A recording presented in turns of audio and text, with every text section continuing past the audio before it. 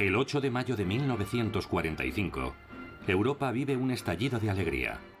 Para ella, la Segunda Guerra Mundial había terminado. En todas las capitales de Europa Occidental se vivió una auténtica catarsis emocional.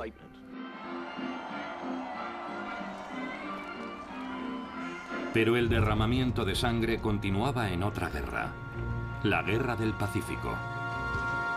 Básicamente era una estrategia criminal. ¿Cuánta sangre tendría que derramarse? Pasaron exactamente 100 días entre la victoria en Europa y la victoria sobre Japón. Tal vez fueran los 100 días más trascendentales de la historia mundial.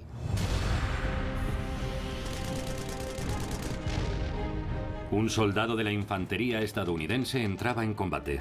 Los que dicen que no tienen miedo están locos. Y un almirante japonés está bajo presión.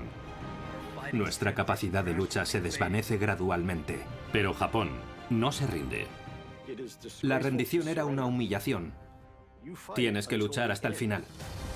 Pero cuando finalmente lo hizo, el mundo estalló de júbilo en una espectacular celebración de la libertad.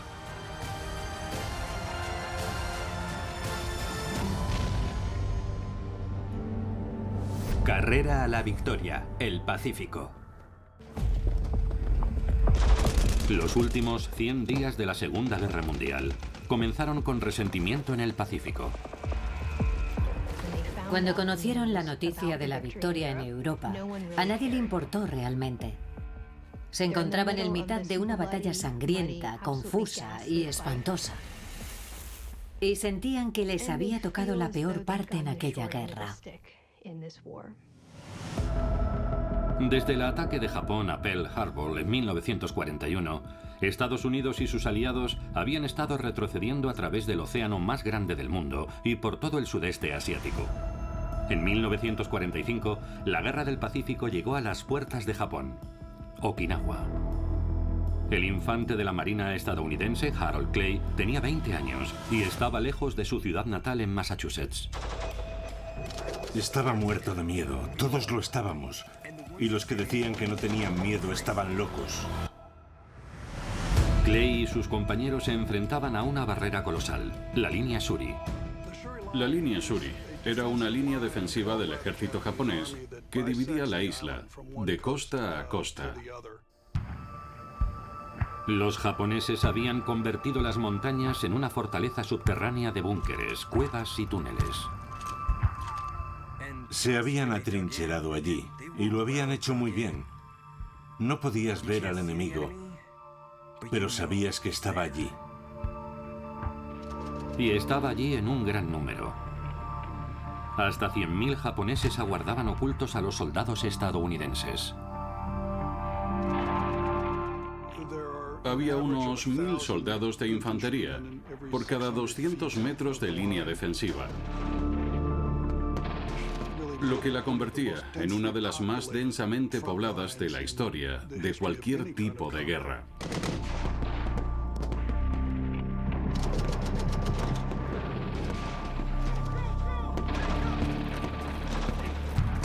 La estrategia de Japón quedaría al descubierto nada más comenzar el ataque a la línea Shuri.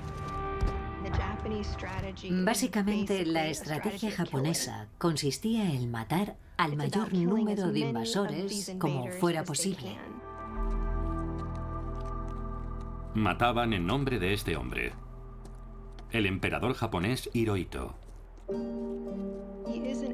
Era un monarca absolutista y contaba con la lealtad incondicional de todos los ciudadanos japoneses, tanto militares como civiles.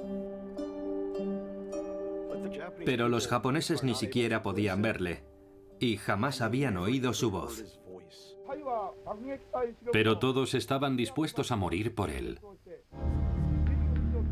El emperador tiene grandes esperanzas en la inminente ofensiva. Esperamos que nos acompañe el éxito. El almirante Matome Ugaki era un oficial de la Armada de 55 años al mando de unos 600 aviones y pilotos.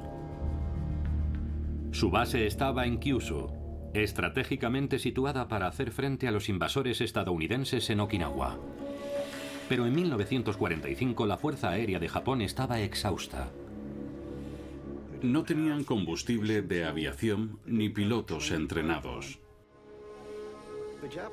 Los japoneses carecían de pilotos capaces de atacar a los barcos estadounidenses y de regresar a casa.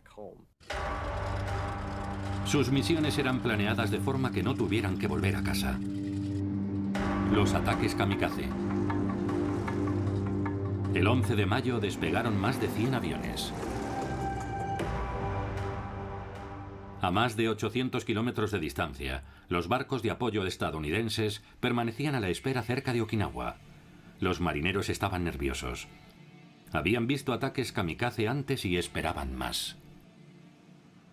Muchos perdían los nervios, incluso los marineros más veteranos. Esa sensación constante de terror terminaba minando sus nervios y su moral.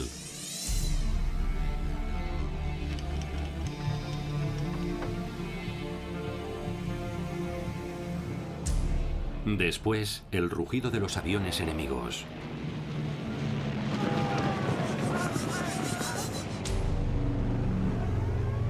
Los aviones estadounidenses despegaron para hacer frente a los atacantes en una batalla devastadora.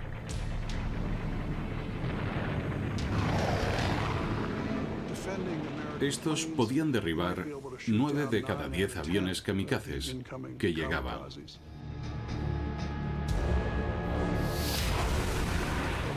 Pero ese 10º kamikaze podría asestar un golpe devastador. Uno de ellos atravesó la cortina de fuego defensivo y se lanzó contra el portaaviones Bunker Hill. Luego, solo 30 segundos después, otro. Cada uno de los aviones abrió una herida profunda que inició una reacción en cadena. La mayor parte de la devastación en el portaaviones fue provocada por las explosiones de las bombas estadounidenses y los depósitos de combustible que se incendiaban sin control. Los hombres que estaban debajo de la cubierta quedaron atrapados. Los que no murieron abrasados murieron asfixiados. El interior del barco se convirtió en un ataúd. El Bunker Hill se preparó para enviar a 373 marineros muertos al fondo del Pacífico. Pero para el almirante Ougaki no era suficiente. El hecho de que ni siquiera 2 impactos de aviones suicidas pudieran hundir al portaaviones enemigo nos mostró la necesidad de atacar con más aviones en el futuro. Estados Unidos también recurría a nuevas y devastadoras tácticas. Los bombardeos convencionales del territorio japonés no habían logrado lo que los estrategas militares esperaban conseguir. Estados Unidos empezó a lanzar bombas incendiarias sobre Japón.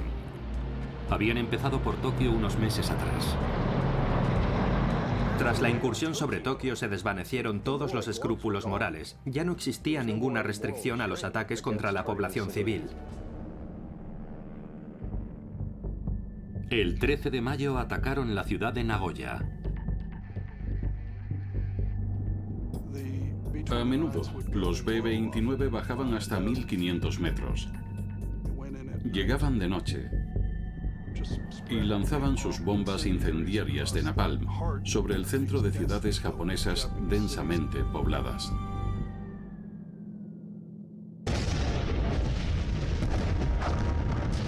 Las ciudades estaban construidas con madera y papel. Los B-29 arrasaron en sus incursiones grandes extensiones del Japón urbano.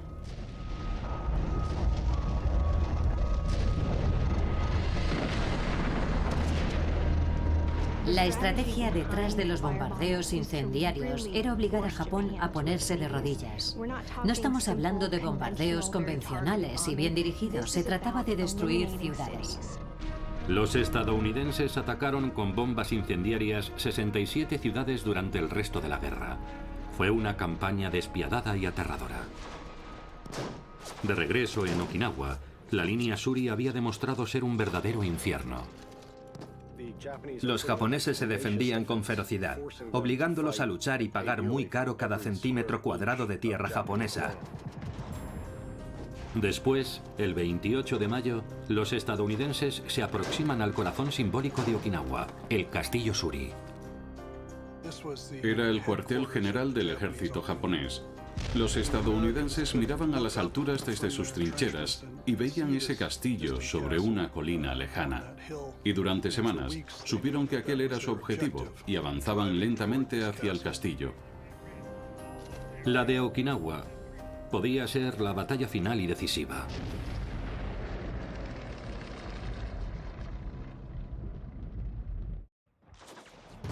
A finales de mayo de 1945, en Okinawa, se combatía ferozmente desde hacía ya casi 2 meses. Más de 600.000 hombres luchaban en una isla más pequeña que la ciudad de Los Ángeles. La sangre corría a raudales. Okinawa se convirtió en una de las batallas más duras del Pacífico, sobre todo en las inmediaciones del Castillo Shuri. El 29 de mayo, los estadounidenses tomaron el Castillo Shuri, el corazón y último bastión de la isla. Llevaba allí siglos. Era una especie de antiguo castillo samurái con muros de piedra. Este era el cuartel general japonés y tal vez su última oportunidad. Y esto es todo lo que quedó de él. El castillo fue pulverizado. Y los japoneses habían huido.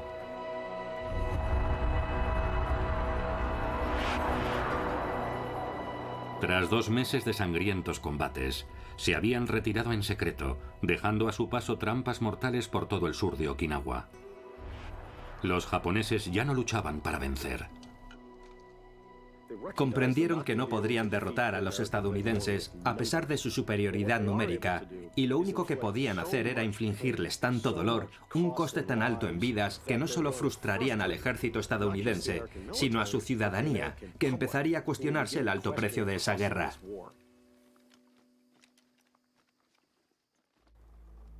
Pero oculto al público se desarrollaba un proyecto de alto secreto. Físicos de todo el mundo habían aceptado la hipótesis de que existía una forma de crear una espectacular explosión de energía. En Los Álamos, Nuevo México, los científicos del proyecto Manhattan intentaban desarrollar una bomba atómica. Una explosión de una potencia desconocida y puramente teórica. El esfuerzo por construir la bomba atómica comenzó con pleno conocimiento de lo que podría salir mal. Pero si funcionaba, no solo cambiaría la guerra, cambiaría el mundo. El 8 de junio, mientras los estadounidenses lanzaban una nueva ofensiva aérea contra Japón, Hirohito se ponía en contacto con la Unión Soviética, con la esperanza de poder negociar un acuerdo de paz.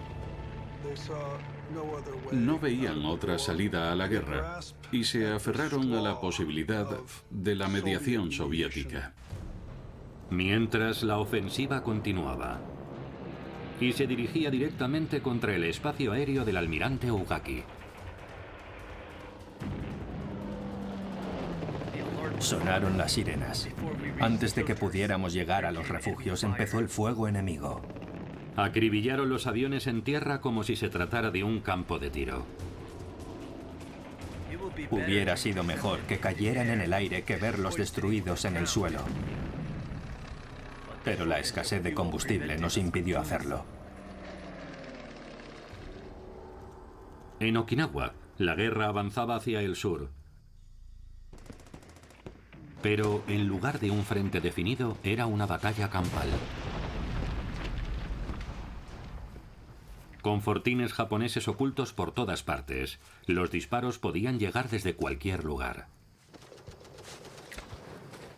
Los marines que avanzaban para tomar una posición, de repente se veían atacados por la espalda desde posiciones japonesas que no sabían que estaban allí. En la semana que terminó el 18 de junio, una división de la Infantería de Marina sufrió 1.150 bajas mientras intentaban abrirse camino a través de un campo de minas humano. En respuesta, los marines se abrirían camino con ayuda del fuego a través de Okinawa. Sabíamos que los derrotaríamos, solo era una cuestión de tiempo. Pero lo que más nos ayudó fueron los lanzallamas. Nadie los quería llevar porque tenías que cargar con 2 depósitos en la espalda. Y los japoneses intentaban atravesarlos con una bala. Si lo hacían, explotabas. Los estadounidenses incendiaban las laderas, las aldeas y las cuevas, sin saber quién había dentro. A veces eran civiles. Al principio, los estadounidenses veían a los nativos de Okinawa como un enemigo. Muchos habitantes de Okinawa se habían visto obligados a luchar junto a los japoneses. Pero la inmensa mayoría de sus habitantes intentaron esconderse. Les habían dicho que les esperaba un destino peor que la muerte si eran capturados por los estadounidenses, que serían torturados y que las mujeres serían violadas, y que los estadounidenses los aplastarían con sus tanques, de forma que los civiles estaban realmente aterrorizados. Los estadounidenses convencían a algunos de que salieran y se refugiaran en los campos de refugiados, dirigidos por los mismos hombres a los que les habían enseñado a temer.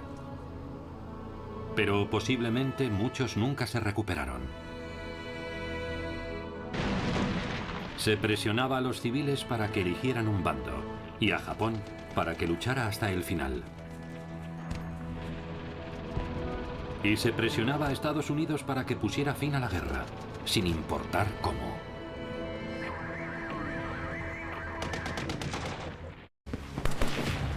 En junio de 1945, Okinawa era un matadero.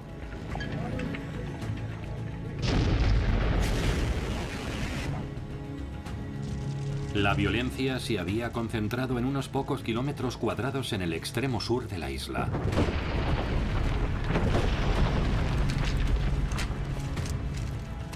Los japoneses luchaban hasta la muerte o se suicidaban para evitar ser hechos prisioneros. Morían a un ritmo de 1 millar al día. Nos dijeron que lucháramos por nuestra vida y por Estados Unidos, pero que siguiéramos vivos. A ellos les decían, morid por el emperador. Es duro pelear con alguien así.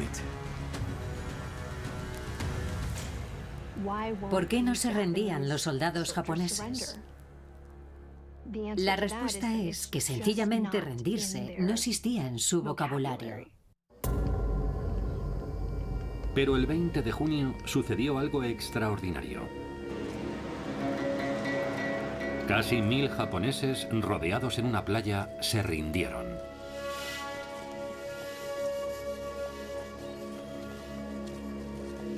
Aquello asombró a los marines y soldados estadounidenses, a quienes les habían hecho creer que ningún soldado japonés se rendiría voluntariamente. Era la rendición japonesa más numerosa en un solo día en toda la Guerra del Pacífico. Un cambio profundo que nadie había visto venir. Creo que estaban tan hartos de la guerra como nosotros y que pensaron, oye, yo solo quiero volver a casa y formar una familia. Solo en Okinawa se hicieron 11.000 prisioneros militares, algo que era prácticamente inaudito. Al día siguiente, Estados Unidos declaró la victoria en Okinawa. Pero era una isla de tumbas. 12.520 estadounidenses, 100.000 japoneses y 100.000 civiles más. Para el público estadounidense fue un auténtico shock. Inevitablemente todos empezaron a preguntarse, ¿hasta dónde llegarían los japoneses para defender sus islas? ¿Y hasta dónde llegarían los estadounidenses para invadirlas?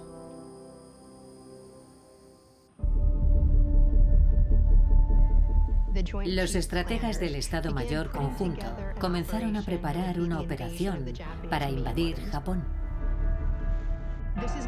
Aquella iba a ser la mayor operación anfibia de la historia. La llamaron la Operación Caída. El 1 de noviembre los estadounidenses desembarcaron en Kyushu. Luego, en algún momento de 1946, invadieron la isla principal de Honshu. Las tropas ya estaban preparadas. Hasta 2 millones de hombres invadirían un país de 70 millones. La espantosa imagen de los soldados e infantes de marina estadounidenses matando a un gran número de civiles japoneses y cargar con eso en sus conciencias era algo que muchos de ellos temían profundamente. Harold Clay estaba entrenándose para la invasión. Nos decían, si veis acercarse a un niño con un palo, matadlo. Si veis acercarse a una chica, matadla. Nosotros decíamos, ¿cómo se puede disparar a un niño pequeño? Nos decían, creedme, si no lo hacéis, os matarán a vosotros. Al mismo tiempo, Japón se preparaba para el combate. Y fue esencialmente una especie de último esfuerzo espasmódico para lanzar toda la fuerza militar que quedaba en el país para defender a muerte su patria. Y como temían los estadounidenses, esa guerra a muerte les incluía a todos. Los japoneses empezaron a armar a sus ciudadanos, en algunos casos con lanzas afiladas, y los empujaban a enfrentarse a los estadounidenses en las playas en las que desembarcaban. También reunieron todos los aviones que aún podían volar.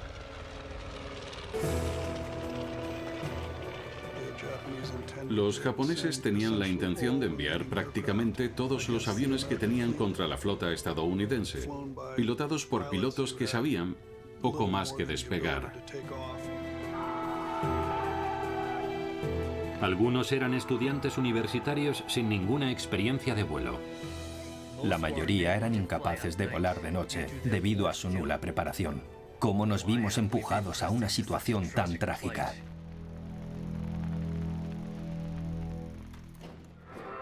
En Moscú, el 24 de junio, los soviéticos exhibían su poderío militar ante Joseph Stalin. Japón seguía intentando negociar con él un acuerdo de paz. El pérfido juego de Stalin consistía en entretener a los japoneses, simplemente para ganar tiempo y así armar a las fuerzas del Ejército Rojo. Stalin no quería la paz. En su lugar quería una parte de Japón. Mientras tanto, en el desierto de Utah, los estadounidenses seguían preparándose para un nuevo tipo de misión.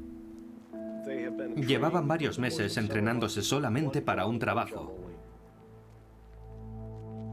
lanzar con éxito una bomba atómica sobre un objetivo japonés. Lanzaban bombas simuladas llamadas calabazas desde más de 8.000 metros de altura. Así ponían a prueba el diseño de las aletas de cola, el tiempo de caída y su precisión. Por fin, el último mes de la guerra, llevaron a cabo la prueba más importante de todas. En Nuevo México, los soldados izaron una gigantesca bola de metal hasta lo alto de una torre de 30 metros. Era la primera bomba atómica de la historia. Los científicos se pusieron a una distancia segura antes de probarla. Muy pocas personas realmente comprendían lo que aquello podía hacer. El silencio reinaba en el desierto, hasta que accionaron el interruptor.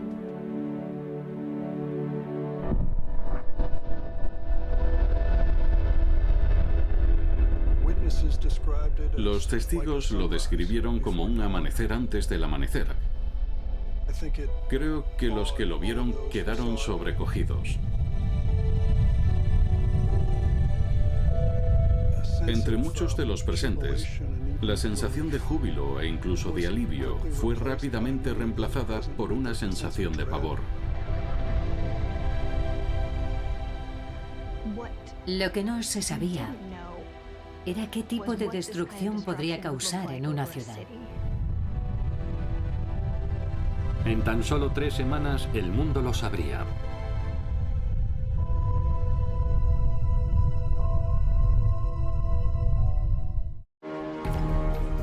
El 17 de julio de 1945, los líderes aliados se distanciaron del Pacífico para reunirse en Potsdam, Alemania. Japón apenas figuraba en su agenda, pero estaba muy presente en sus mentes.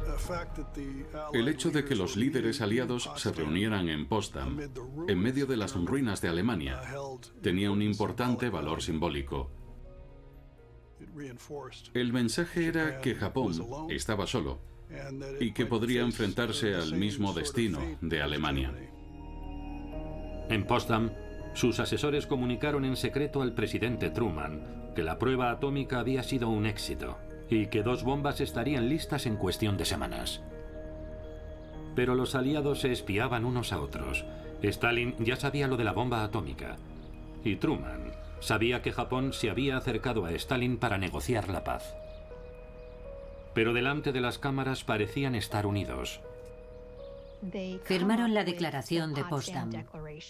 Y en esa declaración le decían a Japón que si no se rendía incondicionalmente, se enfrentaría a una destrucción inmediata y total. El día después de la declaración de Potsdam, los bombarderos estadounidenses despegaban para otra misión sobre Japón. Pero aquel día no lanzaron bombas. Lanzaron octavillas como esta, advirtiendo a los japoneses que abandonaran sus ciudades. Nuestros aviones lanzaron millones de folletos sobre unas 8 ciudades, informando a sus habitantes de que 5 o 6 de ellas serían bombardeadas en los siguientes 6 días. Al día siguiente, los aviones regresaron con bombas incendiarias para cumplir con su promesa. Y la capacidad de decirle a una ciudad, os vamos a destruir, y el hecho de volver y hacerlo, supuso un mensaje que los japoneses entendieron muy bien, y era que ahora estaban indefensos. Sin embargo, en pleno colapso del país, Japón se negaba a hablar de una rendición incondicional. El último día de julio, Truman, tras estudiar un último informe, aprobó una declaración pública sobre la bomba atómica. Este es el único documento que existe con su autorización para usarla. Su decisión desencadenaría las 2 últimas y caóticas semanas de la Segunda Guerra Mundial. El 1 de agosto, los estadounidenses prepararon la primera bomba en la base de la isla de Tinian. El 2 de agosto, millones de soldados soviéticos se desplegaban cerca de la frontera occidental de Japón. El 5 de agosto, una tripulación destacada en la isla de Tinian bautizó como Enola Gay a su nuevo B-29, en honor a la madre del comandante. Al día siguiente se escribiría un nuevo capítulo en la historia de la guerra.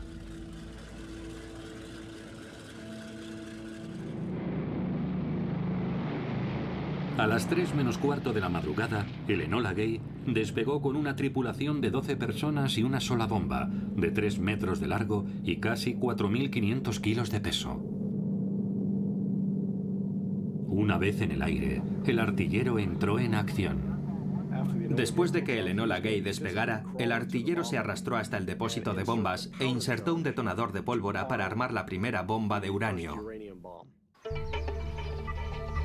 Era una mañana ajetreada en Hiroshima. En la calle se respiraba un ambiente bélico.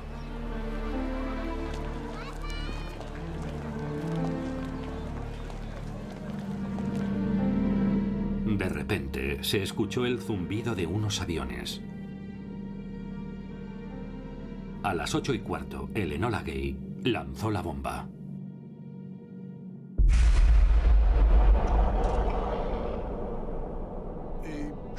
La onda expansiva sacudió el exterior del avión. Un tripulante lo describió como si alguien hubiera cogido un poste de teléfono, lo hubiera agitado como un bate de béisbol y hubiera golpeado el exterior del avión. Eso sería la onda expansiva. No podían ver nada en absoluto de Hiroshima, debido al fuego y el polvo que había debajo de ellos.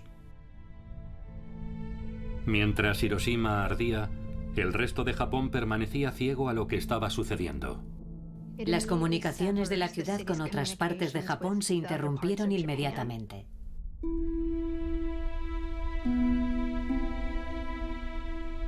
Solo los que estaban abajo sabían lo que estaba pasando, aunque no fueran capaces de entenderlo.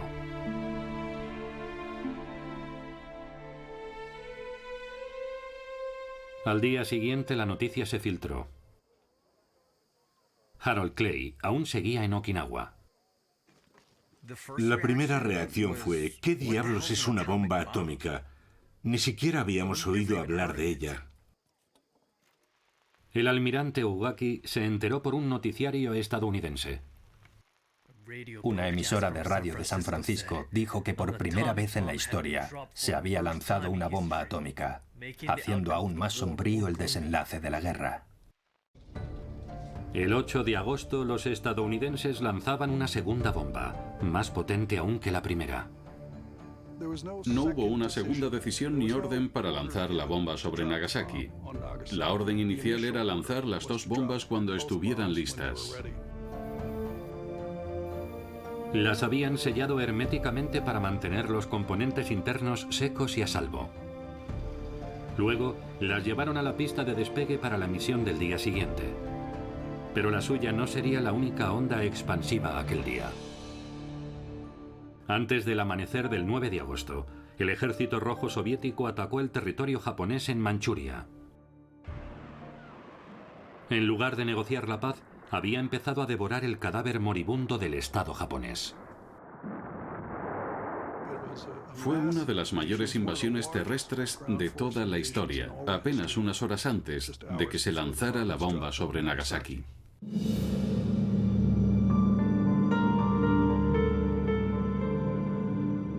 Nagasaki no había sido la ciudad elegida inicialmente para ese día. El objetivo previsto era en realidad Kokura, pero el mal tiempo en esa ciudad los obligó a elegir otro objetivo.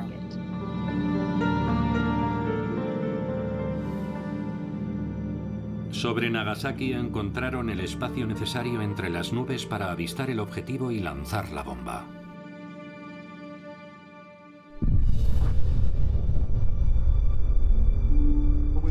En un radio de unos 3 kilómetros, todas las estructuras existentes quedaron casi completamente destruidas. Por segunda vez en 4 días, decenas de miles de personas quedaron silenciadas en un instante. Cuando las nubes se disiparon, el resto de Japón pudo ver finalmente el horror.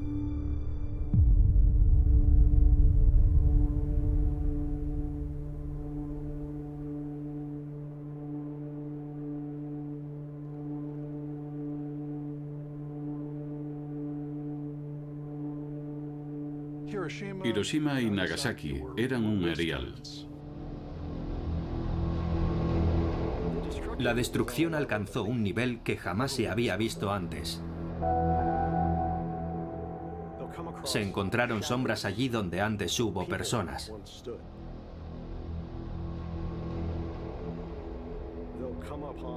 El grado de destrucción fue tal que hasta los mismos escombros se habían fundido. La gente había quedado incinerada totalmente.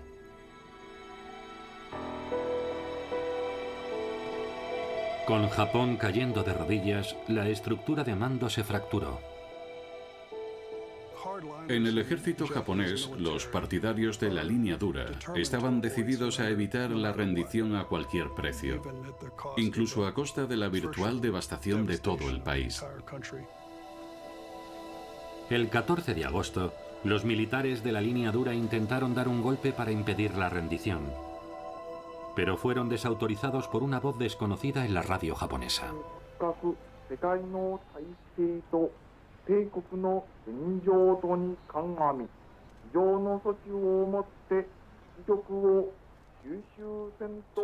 Conmocionados, muchos japoneses oyeron una voz que no habían oído nunca antes en toda su vida: la voz del emperador. Y en ese mensaje radiofónico, el emperador Hirohito anunció que la guerra había terminado, aunque en ningún momento usó la palabra rendición. Muchos no se lo creían. ¿Era auténtico? ¿Era real? ¿Era un truco estadounidense? Y Japón se hundió en un periodo de estupefacción irracional. El resto del mundo contuvo la respiración. ¿Sería esa la rendición que finalmente pondría fin a la Segunda Guerra Mundial? 15 de agosto de 1945. El ejército estadounidense se prepara para un desembarco masivo y la invasión de Japón. Pero el emperador Hirohito acaba de hacer un asombroso anuncio a su pueblo por la radio. Ha enviado un cable a la embajada de Suiza en Washington. Los suizos se lo transmitirían inmediatamente a Harry Truman. Antes de que el mundo pudiera comprender plenamente lo que estaba pasando, el almirante Ugaki tomó una decisión. Él había enviado a miles de jóvenes pilotos japoneses a la muerte en ataques suicidas. Y se había jurado a sí mismo, en las páginas de su diario, que él compartiría su destino. Voy a seguir los pasos de todos los que murieron por el país. Quiero vivir el noble espíritu del ataque especial, incluso después de que la muerte se lleve mi cuerpo de esta tierra. Tras escuchar el mensaje del emperador, fue en su coche hasta un aeródromo local, se subió a un avión y lo pilotó en una última misión kamikaze. Y el suyo fue el último ataque kamikaze de la guerra.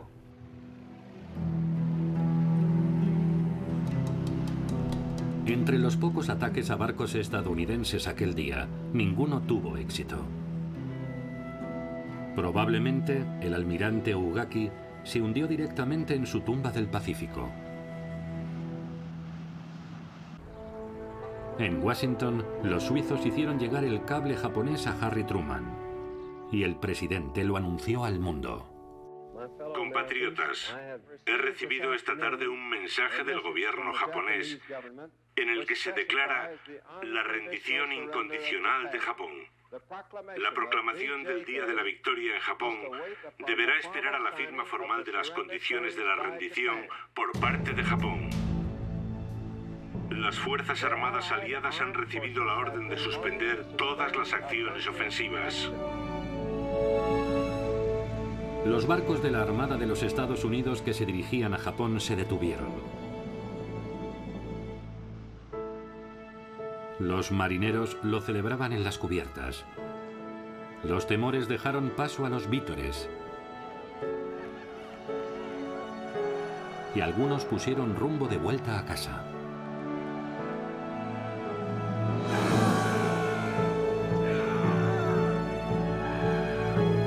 En las islas cercanas, los hombres preparados para la invasión expresaban su alivio.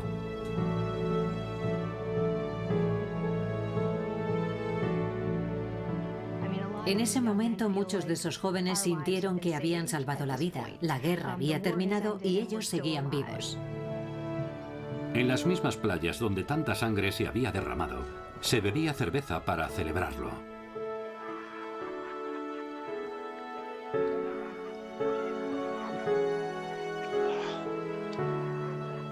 En Okinawa, los soldados brindaban con los lugareños.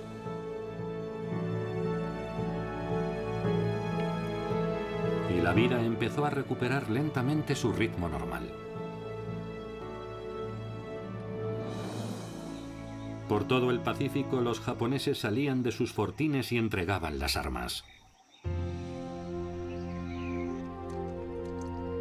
Ofrecían sus espadas en simbólica rendición. Los prisioneros de guerra de Australia, Estados Unidos, Inglaterra e incluso de la India emergían de la oscuridad y entornaban sus ojos ante la libertad recién recuperada. La liberación fue repentina. No tenían ni idea de lo que había pasado en la guerra hasta ese momento. Pero el resto del mundo sí lo sabía.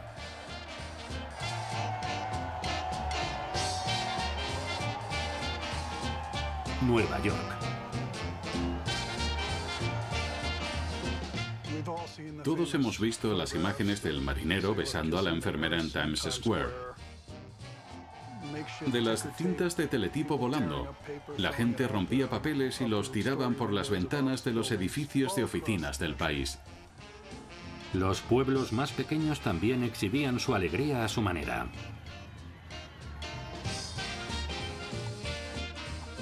En aquel día impresionante de agosto de 1945 se vivió una explosión de alegría increíble. En Londres, Piccadilly Circus era un mar de sonrisas. El Palacio de Buckingham estaba rodeado de juerguistas. Y las hogueras brotaban por doquier para alimentar los vítores hasta altas horas de la noche. En Sydney, Australia, el papel triturado caía como la nieve y se convertía en la materia prima de la pura euforia.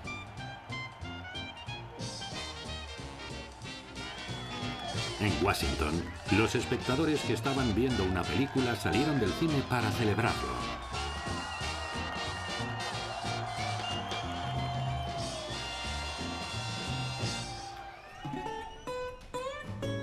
Pero a casi 8.000 kilómetros de donde había empezado la guerra para Estados Unidos, Hawái desfilaba al ritmo de su propia melodía.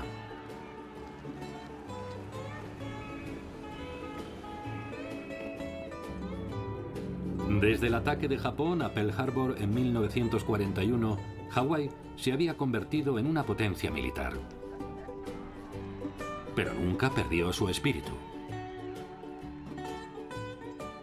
Para los Estados Unidos, el día de la victoria sobre Japón era la culminación de una batalla que comenzó el 7 de diciembre de 1941 y que exigió al país todo lo que podía dar. Y fue una liberación catártica e increíble que posiblemente no hemos vuelto a experimentar desde entonces.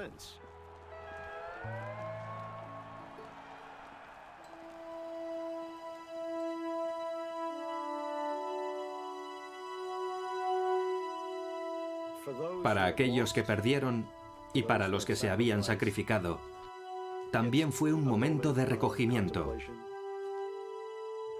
Quizás un momento de duelo silencioso.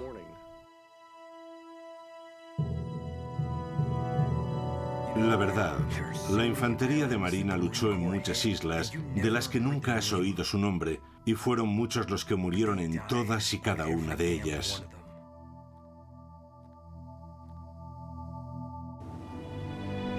En islas remotas, en los continentes que las rodean, y a través de sus aguas implacables, el gran Pacífico engulló todos esos sacrificios. Y finalmente descubriríamos aquello de lo que todos somos capaces, tanto en los niveles más profundos de depravación como al mismo tiempo de los más altos ideales de la humanidad. Nuestra capacidad para sobrevivir, nuestra capacidad para resistir y para mostrar compasión por los demás.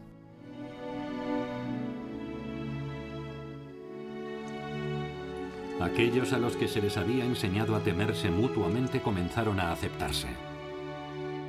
Desde entonces, la paz en el Pacífico se ha mantenido durante 75 años y que continúe.